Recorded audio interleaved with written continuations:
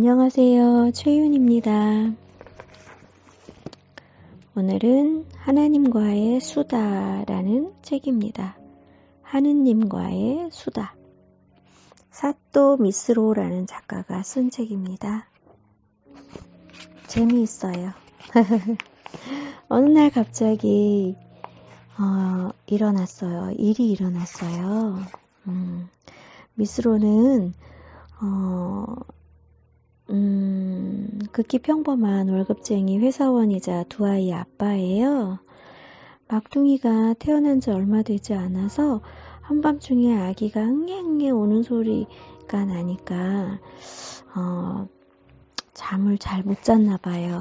그래서 회사에서 실수를 자주 저지르기도 했다고 하네요. 그래서 상사가 마음 좀 다스려라! 이렇게 말을 해서 권해준 것이 명상이었다고 합니다. 그래서 틈나는 대로 이렇게 꾸준히 명상을 하루도 거르지 않고 꾸준히 하고 있었대요. 그런데 명상을 하려고 평소처럼 아침에 일찍 깨어나서 아내와 아이들이 깨지 않도록 거실로 나와서 바닥에 책상다리를 하고 앉아 있었는데 행복해지고 싶지 이런 목소리가 들리는 거예요. 이거 뭐야? 내 머릿속에서 왜 이런 소리가 들리지? 내가 이상해졌나? 행복해지고 싶지? 내가 도와줄까? 아니요, 괜찮아요. 내 머릿속에서 이상한 소리가 들려. 저리 가라고요. 고민이 있지 않은가? 내가 잘 해결해 줄 수 있다네. 이렇게 하나님이 짜잔 하고 나타나셨어요. 자, 나는 하나님이야. 이렇게 해서 서로 통성명을 하고 명상만으로는 어림없네. 거기서 얻은 깨달음을 실제로 활용하지 않으면 아무 의미가 없지. 구체적으로 뭘 하면 되는데요? 오호, 이제야 들을 자세가 되었구만. 서로 투닥투닥 하다가 이제 대화가 시작이 되는 거예요. 그래서 미스로의 일상에 수상하게 짝이 없는 하나님과의 1:1 수업이 시작되었습니다. 네, 전체 책 구조는요. 1교시, 2교시, 3교시, 4교시, 5교시. 1교시는 현실이란 무엇인가, 현실에 대해서 어떻게 우리가 인식해야 되는지, 현실을 우리가 어떻게 해석하고 우리의 어떤 인식에 대한 부분, 관념에 대한 부분을 굉장히 깊이 있게 설명을 해서 저는 깜짝 놀랐어요. 1교시. 2교시부터는 이제 실천편이라고 해서 내 뜻대로 현실을 바꾸는 10가지 방법. 내 뜻대로 현실을 바꾸는 10가지 방법. 그 다음에 3교시는 돈에 대한 수업. 4교시는 인간관계 수업. 그래서 5교시에는 이 세상의 이치와 진정한 행복이 무엇인지에 대한 수업을 총정리를 하는 수업으로 이루어졌습니다. 저는 준비체조 1교시에 해당하는 현실이란 무엇인가 라는 부분을 읽고 굉장히 좀 도움이 됐었어요. 뭔가 막연하게 여기저기서 들었던 이야기들, 하지만 이해가 안 되는 이야기들이 이 책에 설명이 돼 있어서 너무너무 생각을 좀 많이 하게 되는 시간들이었어요. 글은 하느님과 미스로의 대화 방식으로 대본처럼 쓰여져 있어요. 드라마 대본, 영국 대본처럼 그런 식으로 쓰여져 있어요. 재미있어요. 그리고 어떻게 보면 참 심오한 이야기를 단순하게 쉽게 설명한 게 너무 신기했고요. 또 정말 이 나라는 것, 나의 의식, 나의 생각, 그리고 이 우주의 전체 의식들에 대한 부분을 너무 이해하기 쉽게 잘 설명을 해서 코믹한 책껍데기하고는 달리 이 작가가 굉장히 깊은 사색을 해온 분이구나라는 생각을 하게 했습니다.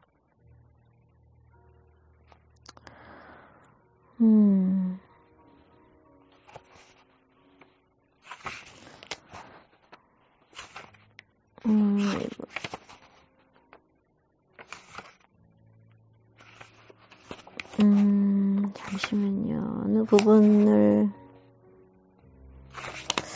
이게 어느 부분만 딱 잘라서 말하기가 이렇게 전체적인 개념을 쭉 끌고 가는 이야기라서 어느 한 부분만 딱 말하기가 애매한 거죠. 근데 제가 말씀드린 거는 제가 이제 고정관념이란 당신 혼자만 믿는 환상의 법칙이다 이런 말이 있는데 우리의 현실은 우리의 생각이 그대로 반영되는 곳이라고 해요. 현실이란 그 사람이 믿은 모든 것, 그 사람이 믿은 모든 것이라네. 다시 말해 그 사람이 무엇을 믿고 있는지 알고 싶다면 현실을 보라는 얘기지. 그 사람의 현실을 바라보면 그 사람이 무엇을 믿고 있는지 알 수 있다고 해요. 자신의 고정관념을 알고 싶다면 눈앞에 펼쳐진 현실을 보게나 그곳에 비친 모든 것은 당신의 믿음이니까. 이 부분은 호호포노포노에서 얘기하는 부분은 똑같죠. 우리의 생각이 우리의 내면에 있는 오래된 생각들이 정보, 기억들이 영사기 역할을 하고 우리 앞에 펼쳐진 현실이 영화관의 스크린이라고 호호포노포노에서 얘기하잖아요. 네, 그것과 똑같은 이야기입니다. 그 사람이 무엇을 믿고 있는지 알고 싶다면 그 사람의 현실을 보라. 그리고 자신의 고정관념을 알고 싶다면 내가 믿고 있는 것이 무엇이고 내 머릿속에 고정시켜서 만들어 놓는 생각을 알고 싶다면 나의 현실을 보면 된다고 합니다. 현실이란 우리가 무엇을 믿고 있는가 비춰주는 거울이라는 거죠. 그래서 하나님께서 말씀하시네요. 자신의 고정관념을 알고 싶다면 눈앞을 보게나 자네의 모든 관념은 거기 비칠 테니 말일세. 자, 아하, 이제야 머리에 쏙 들어오네요. 졸음을 참으며 수업을 듣길 잘했어. 자신의 고정관념을 찾으려면 눈앞의 현실을 보면 되겠구나. 쉽네요. 찾기는 쉽다네. 자네 거울 본 적 있나? 예, 아까 모익한 회사원 얘기했을 텐데요. 오늘 아침 거울을 봤다고. 혹시 머릿속에 지우개 있는 거 아니에요? 자네 거울을 본 적이 있다는 말이지. 신인 나에게 맹세코 거짓말은 아니겠지. 이짜고 저짜고 둘이 투닥투닥 하면서 자, 자네가 거울을 본 적이 있다고 거짓말을 했으니까 그렇지. 아니, 내가 거울을 본 적이 있는데 거울을 본 적이 없다고 이렇게 생각을 하시니까 이제 미스로는 답답하다 이렇게 얘기를 하고 있어요. 자, 하나님은 거울을 본 적이 있나 물었는데 미스로는 거울을 계속 보고 있지요 하고 있는데 하나님은 자네는 거울을 보지 않았어. 거울에 비친 모습을 본 것뿐이지. 거울이라는 물질 자체를 본 적은 절대로 없을걸. 왜냐하면 거울에 비친 모습밖에 보이지 않으니까. 저는 이 거울 이야기가 굉장히 이렇게 와 닿았어요. 왜냐하면 어떤 부분이었냐면 잠깐 설명하고 나중에 말씀드릴게요.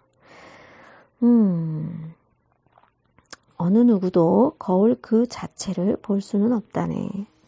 거울 앞에서 빛의 속도보다 빨리 움직인들 거울 그 자체를 볼 수는 없다는 말일세. 왜냐? 거울은 늘 뭔가를 비추고 있으니까. 매일 아침 70억 명이 거울을 보지만 사실 그들은 거울을 보고 있지 않아. 거기에 비친 모습, 즉 자기 자신을 보고 있을 뿐이지. 자신이 자신을 보고 있는 셈이야. 이게 무슨 뜻인지 알겠나? 모든 인류는 나르시스트라는 뜻인가요? 나르시스트는 자네뿐이야. 잠시 눈을 감고 광활하고 캄캄한 우주 공간을 상상해 보게. 그 공간에는 자네와 거울만 덩그러니 놓여 있어. 그것 말고는 전혀 없는 공간이지. 아무것도 없는 그 공간에 있는 건 거울과 자네뿐이라네. 헌데 방금 자네는 거울 그 자체는 보이지 않는다는 사실을 깨달았지. 물질이 안 보인다는 것, 그곳에는 아무것도 실제하지 않는다는 뜻일세. 비춰진 사람과 비춘 사람 사이에 거울이라는 경계선은 없으니까. 자네와 거울이 있고 그 저편에 거울에 비친 자네가 있다. 틀렸어. 그 사이에는 거울 자체가 없거든. 그 공간, 우주 공간에는 자네만 늘어서 있지. 자네가 자네를 직접 보고 있는 셈이야. 진짜네. 거울이 없으니 난 완전 외톨이잖아요. 이쪽에도 저쪽에도 끝도 없이 내가 존재할 뿐. 그게 바로 이 우주라는 현실이라네. 우주 공간에 존재하는 건 사실 당신뿐이다 이 말이야. 언제나 당신이 당신을 보고 있어. 현실에 존재하는 것은 모두 당신이라는 얘기지. 그러니까 만약에 똥이 현실에 있다면 그건 자네일세. 슈퍼에 성격 이상자가 나타난다면 그것도 자네야. 예시가 엄청 열받지만 논리상으로는 맞는 말이네요. 똥도 성격 이상자도 나다. 아니지. 보이는 건 모두 나다. 그뿐 아니라 우주 그 자체가 나 자신이다. 이거죠. 이 깨달음 굉장한데요. 그럼 저 아이돌도 나라는 얘기잖아요. 꽃과 무지개도 새와 숲도 모두 자네라네. 관념이란 자네의 소원이 모인 결정체고 그 결정체에 빛이 부딪혀서 360도 사방에 난반사되어 비춰진 게 현실 세계일세. 이봐, 거기 있는 똥맨, 싫은 사람이 회사에 있다고 했나? 그건 자네 자신이라네. 그렇구나. 모든 게 나라면 내가 나를 싫어하고 내가 나와 말다툼하고 결국 내가 상처받는다. 대체 난 혼자서 뭐 하고 있는 거죠? 놀고 있는 거지. 모두 자네니까 위험 따위 전혀 없는 완벽하게 안전한 세상에서. 사실 현실이란 스스로가 무엇을 믿고 있는가를 확인하기 위해 존재한다네. 내가 믿는 건 무엇일까? 그것을 확인할 좋은 방법은 없을까? 이렇게 해서 자네들은 현실이라는 이 세계를 창조하기로 했어. 그러니까 오늘부터 내 마음속 고정관념이 무엇을 믿는지 알고 싶다면 그저 눈앞의 현실을 보도록 하게. 거기서 일어나고 있는 모든 일은 당신이 믿는 것이니까.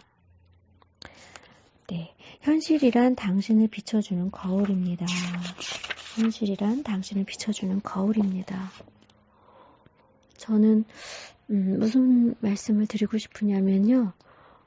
부처님께서도 말씀하시고 법문 들어보면 그렇잖아요. 저기 있는 새와 나는 하나고 저기 있는 나무와 나는 하나고 저기 있는 꽃과 나무는 하나고 무라일체 또는 본디 나는 없다. 참나나 무아라는 얘기도 하고 그 말이 왜 그럴까라는 해답을 이 하느님과의 수다에서 저는 찾았어요.